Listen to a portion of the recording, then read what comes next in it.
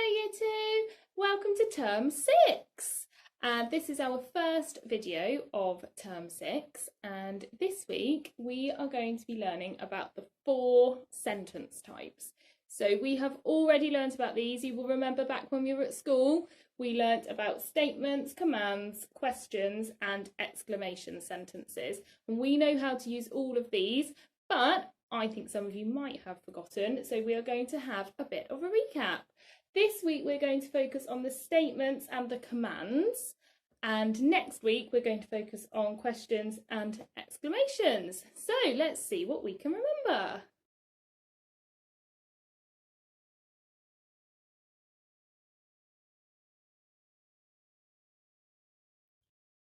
So first of all, we are going to think about statements. Now, statements are actually just normal sentences, just a normal sentence. You have been writing statements since you were in reception and you didn't even realise, because your first types of sentences that you will write are statements. And there are a few things to remember. A statement must always start with a capital letter. It must always have some kind of punctuation at the end. It might be a full stop or it might be an exclamation mark if it's a particularly shocking statement. And a statement always has a verb. In fact, every type of sentence always has a verb.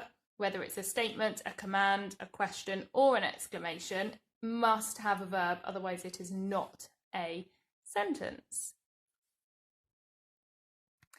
So I'm going to have a little look at this picture and see if I can write some statements about what is happening. So I'm going to look at the girl first and see what she has just done, and I think she has dropped the dish. So my statement is the girl dropped. Now there's drop, but because it ends in one consonant and one vowel, I must double the P before I add my suffix.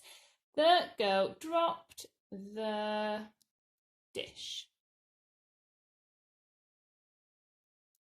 with a full stop at the end.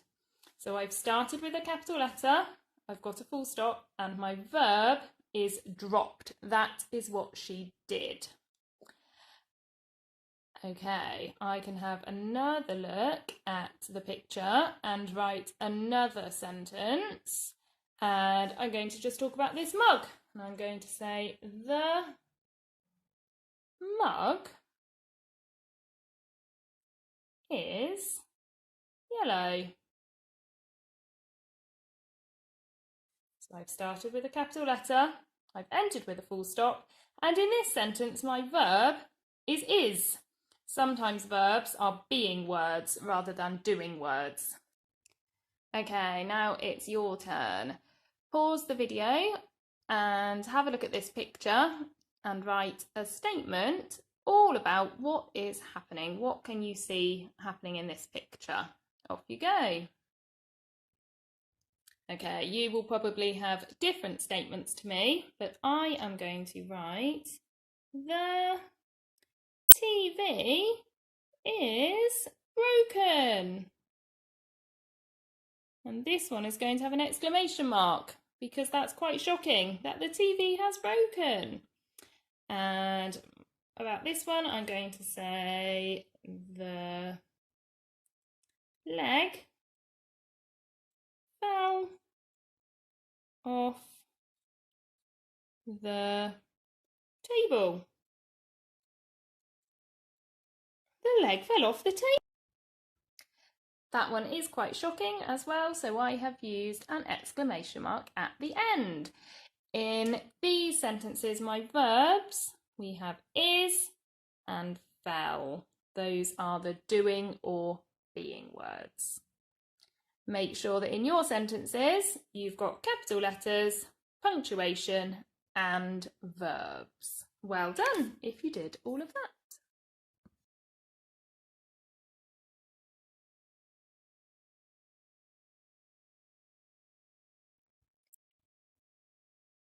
Commands are sentences that tell you what to do. They're bossy. and they always start with an imperative verb. Sometimes we call these bossy verbs. So let's have a look at this page. We need to look at the picture and think what we might tell the little girl to do. If we were going to be bossy and tell her to do something, what might that be? I think I might tell her to turn off the tap. So turn is my imperative verb, my bossy verb to start with. Turn off the tap with a full stop at the end. What else might I say? I might tell her to put her socks on. So put is my imperative verb. Your socks on.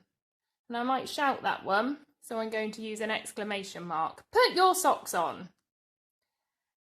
And one more, I might say, take the fish out of the welly.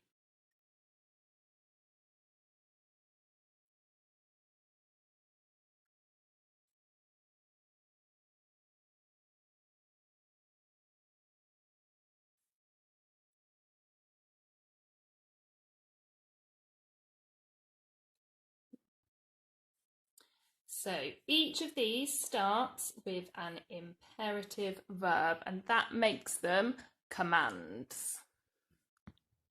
Okay, now it's your turn. Have a look at this picture and think of some commands that you could say. You might be telling the girl what to do, you might be telling the mum what to do, or you might be telling the boy what to do. Your sentence must be bossy. So it must start with a bossy verb or an imperative verb. And think about your punctuation at the end. It might end in a full stop, but if you're being a bit cross when you're saying your bossy sentence, then maybe you would use an exclamation mark at the end. I would like you to pause the video and write down 2 command sentences. Off you go. Welcome back. Your sentence might be completely different to mine, but my command sentence is pick up the broken dish.